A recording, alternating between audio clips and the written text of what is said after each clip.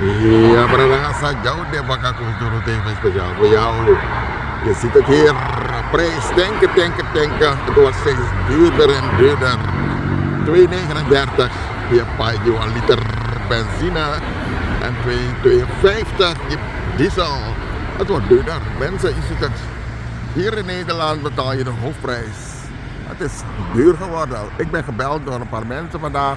En mij dacht, jongen, de prijs is zakken. Terwijl in de buurlanden, ja, daar doen de regeringen er wat aan. De regeringen zijn ermee bezig om de bevolking en het volk ja, tegemoet te komen. Zodat men toch nog enigszins naar hun werk kan om te rijden met de auto. Of brommen natuurlijk. Maar waarom Nederland niet? Zelf Australië, ja, de maatregelen. Nederland doet het vooralsnog niet. Waarom? Weten jullie het antwoord? Waarom gebeurt het niet in Nederland? Terwijl Nederland zo'n rijk land is, maar het gebeurt niet.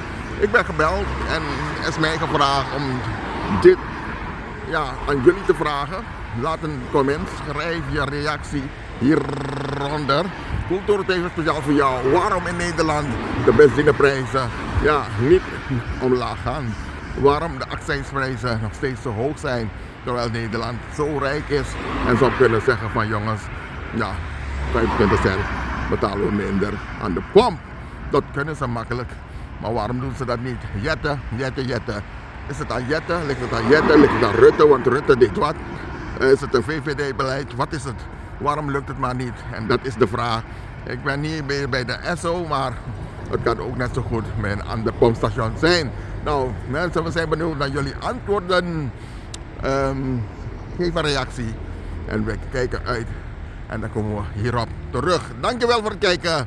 En ik zou zeggen, blijf Cultuur TV volgen. En subscribe en abonneer. Dankjewel. En ik zie jullie gauw weer. Dag.